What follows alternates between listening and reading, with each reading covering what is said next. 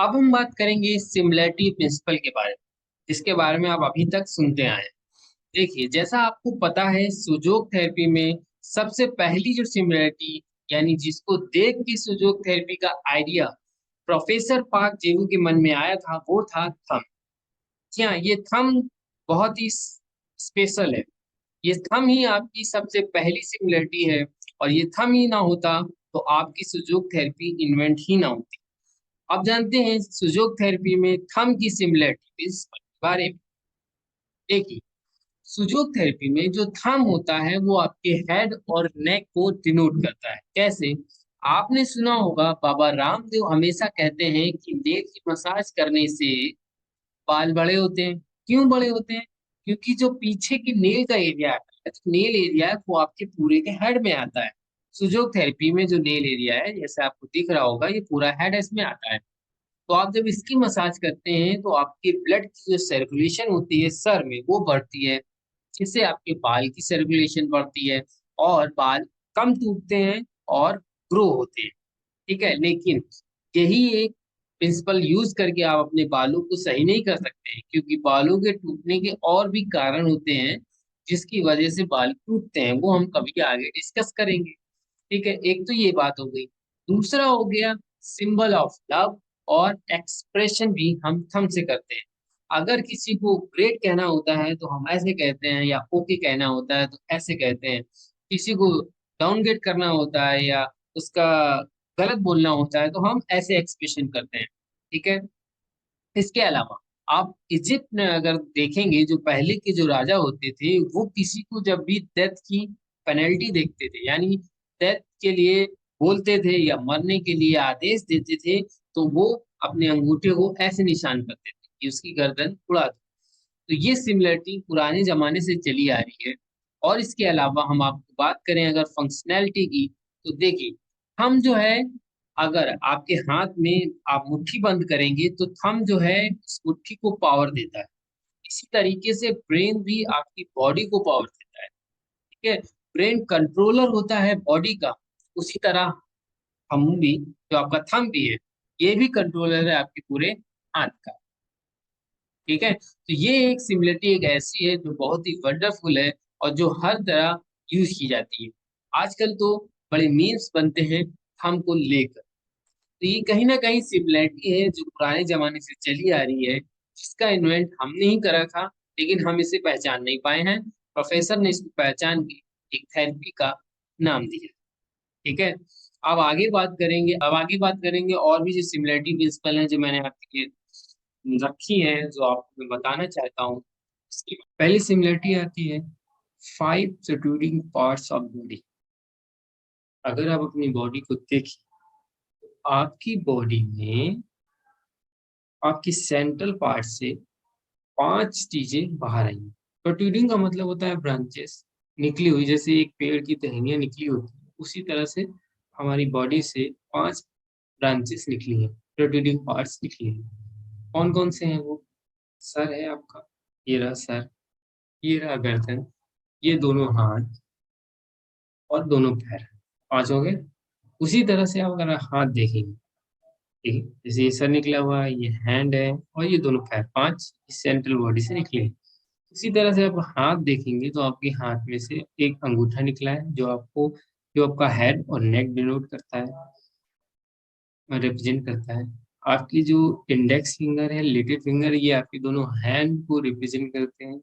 और आपकी जो मिडिल फिंगर है, ये दोनों आपके पैर को रिप्रेजेंट करते हैं। ठीक है, दूसरी सिमिलरिटी है साइज और शेप की। अगर आप अपने शरीर को देखें, बॉडी को देखें, तो बॉडी में जो हेड और नेक है, ये सबसे छोटे हैं लेंथ में, और जो हाथ हैं वो दोनों से बड़े हैं, लेकिन पैर से छोटे हैं। पैर सबसे बड़ा है। उसी तरह से आप अपनी फिंगर को देखेंगे, तो आपकी जो फिंगर है, दोनों मिडिल वाली फिंगर, मिडिल और रिंग फिंगर जो है वो सबसे बड़ी है इन दोनों फिंगर से। यानी आपके जो मिडिल वाले जो पैर हैं, ये बड़े हैं आपकी दोनों रिंग और इंडेक्स फिंगर से, यानी दोनों हाथों से। और सबसे छोटा आपका अंगूठा है। इस तरह से हमारी बॉडी में एक समानता और है कि आप अगर अपनी बॉडी को देखें, तो आपकी बॉडी में जो हेड और नेक है ये राउंड है और थोड़े थिक है यानी मोटे, लेकिन आपके दोनों हाथ और पैर लंबे हैं। इस तरह से अपनी फिंगर देखेंगे तो ये दोनों चारों फिंगरें आपकी लंबी हैं, यानी दोनों हाथ और दोनों पैर लंबे हैं। लेकिन अंगूठा आपका थोड़ा सा राउंड और थोड़ा सा मोटा है एज कम्पेयर टू फिंगर्स। इसके अलावा एक सिमिलैरिटी है जो सबसे टेक्निकल सिमिलैरिटी है। इसकी इस सिमिलैरिटी से बढ़िया सिमिलैरिटी सिर्फ है आपके अंगूठे की है। इसके अलावा इससे अच्छी सिमिलैरिटी आपको रियर ही मिली बॉडी में, हैंड की। वो है similarity of segment and joint. मतलब अगर आप अपने हेड को देखें, सर को देखिए, तो आपका ये एक टॉप हेड से टॉप से और यहाँ तक एक सेगमेंट, ये सेगमेंट आपका हेड का है, जिसमें आपका हेड आता है, आइस आता है, फेस आता है। यहाँ आपका एक जॉइंट है, ये आपका हेड जॉइंट। यहाँ पे हेड खत्म होता है, यहाँ से और यहाँ तक आपकी नेक है, ये तो नेक सेगमेंट है। यहाँ पे आपकी नेक खत्म होती है। उसी तरह से देखिए, ये आपका हेड का सेगमेंट है, यहाँ आपका हेड खत्म हुआ, और ये नेक का सेगमेंट है, ये नेक खत्म हुआ। इसी तरह आप अंगूठे को देखिए, ये जो सेगमेंट है ये आपका हेड का सेगमेंट है, यहाँ आपका हेड खत्म होता है, और ये जो सेगमेंट है ये ये आपका नेक का सेगमेंट है, यहाँ आपकी नेक खत्म होती है। फिर आगे बढ़ते हैं, अगर आप हाथ को देखें तो हाथ में आपके तीन सेगमेंट, एक रिस्ट वाला है, एक एल्बो वाला है, और एक शोल्डर वाला है ना? एक ये शोल्डर का हो गया, ये shoulder joint, elbow joint, wrist joint ना, तीन सेगमेंट है। उसी तरह जब अपना हाथ देखिए, ये आपका हैंड है, तो ये आपका रिस्ट सेगमेंट हो गया, ये रिस्ट जॉइंट, पहला जॉइंट और रिस्ट, ये जॉइंट हो गया रिस्ट जॉइंट और रिस्ट सेगमेंट।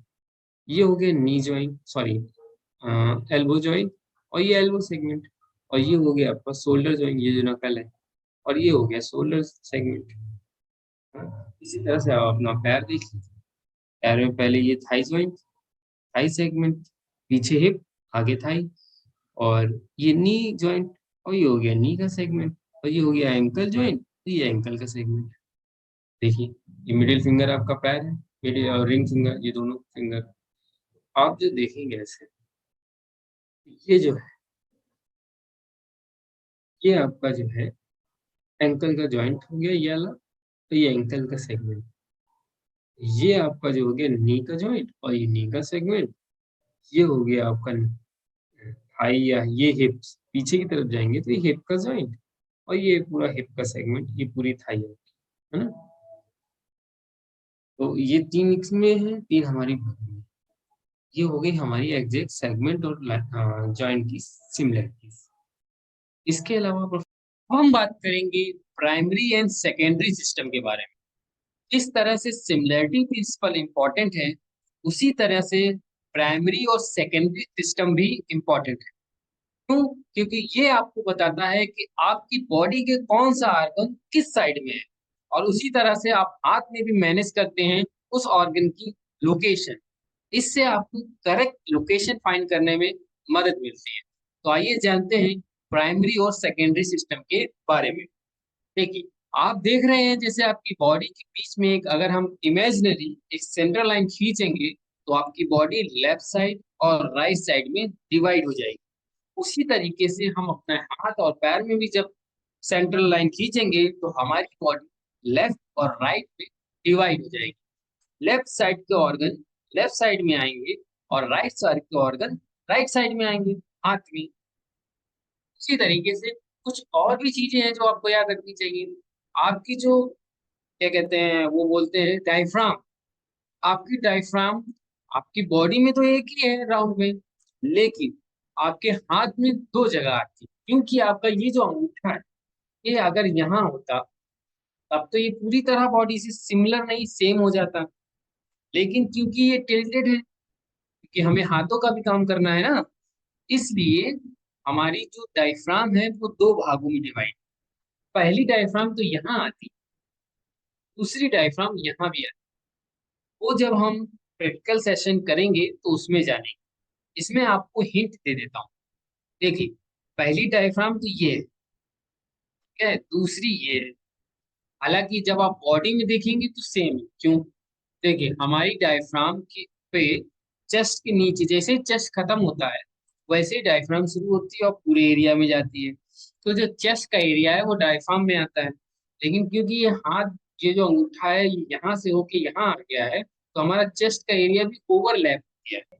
इसीलिए जो हमारा डायफ्राम है वो हाथ और बॉडी में थोड़ा सा अलग अलग है, क्योंकि हमारी जो बॉडी है चेस्ट की हैंड में वो ओवरलैप हो गई है एब्डोमेन से।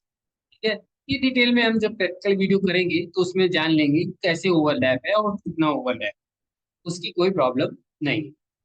ये है प्राइमरी और सेकेंडरी सिस्टम के बारे में।